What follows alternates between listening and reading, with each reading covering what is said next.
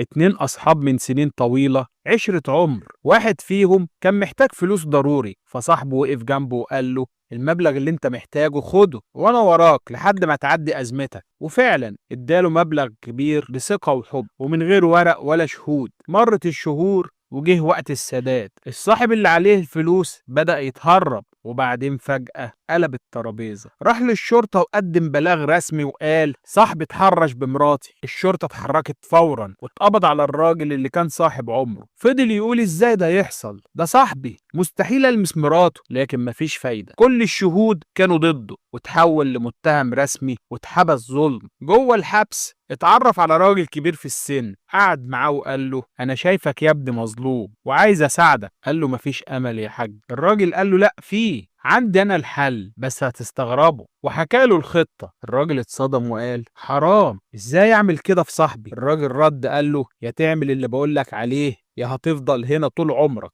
وفي يوم المحكمة القاضي سأله: انت اتحرشت بمرات صاحبك؟